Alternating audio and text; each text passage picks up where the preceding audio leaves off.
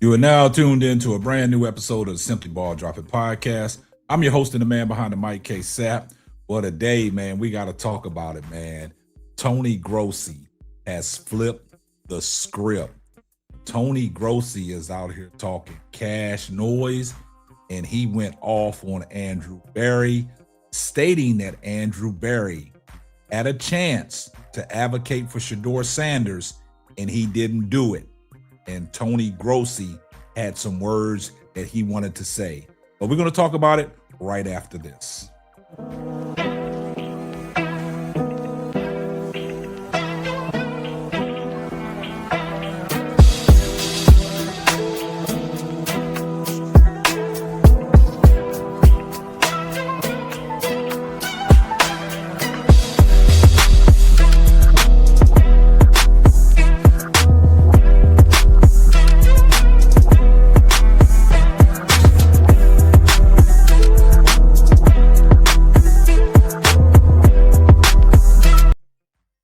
Well, guys, man, I'm here to tell you, man, we got to talk about this today, man. Tony Grossi, man, Cleveland ESPN radio, host and personnel.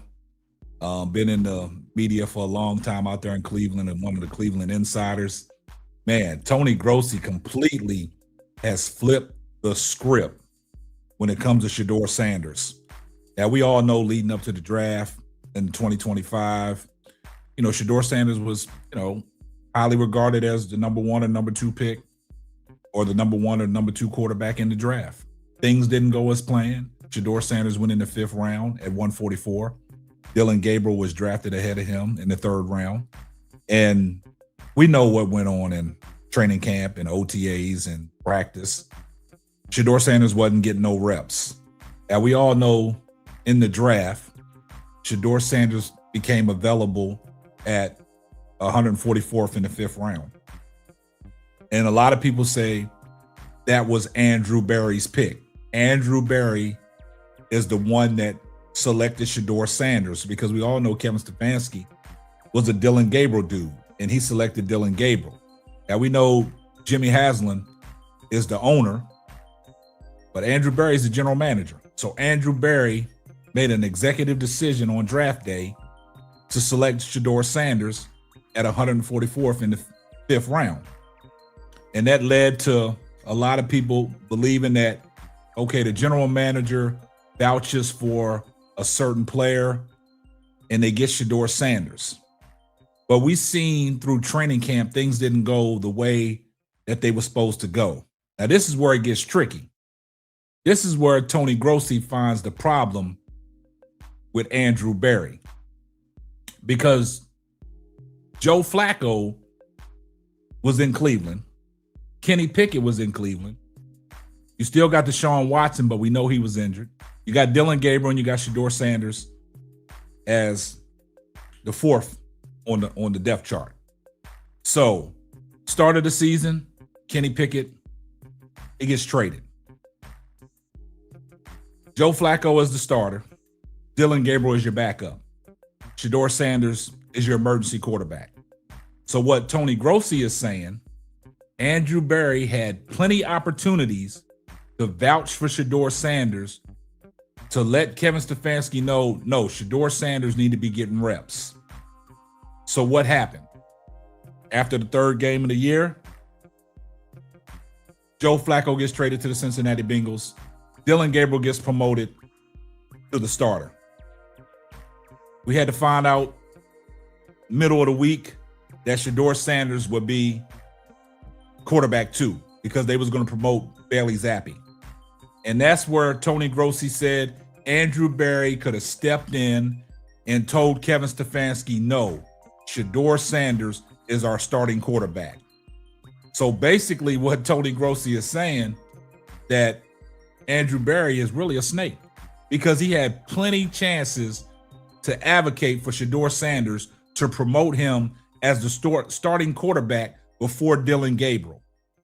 Now you give Shedeur Sanders these last couple games and you're trying to evaluate him, and he's made progressions and then he's made a little standstill, but you see the great things that Shedeur Sanders could do out there on the football field, because we didn't see nothing from Dillon Gabriel.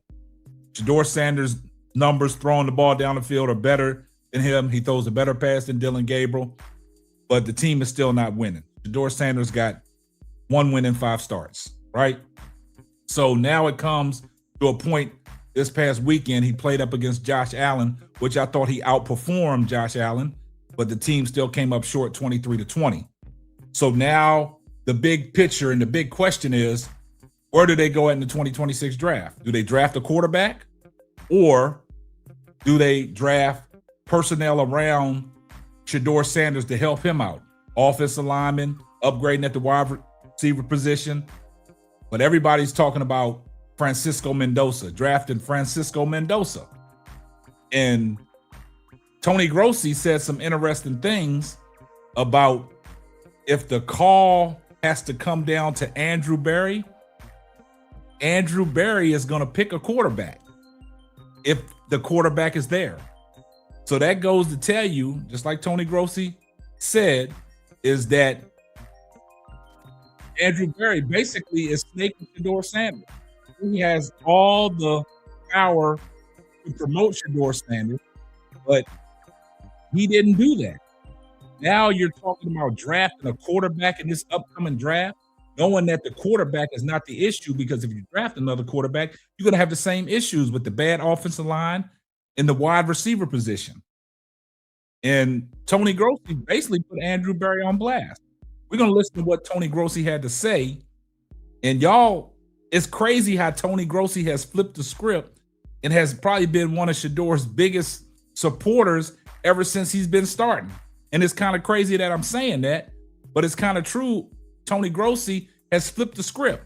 It's something Shedeur Sanders has done, and Tony Grossi knows that he could be the franchise quarterback. But let's take a listen to what Tony Grossi had to say. And when we finish listening to that, we'll come back and we'll wrap up the show. Take a listen.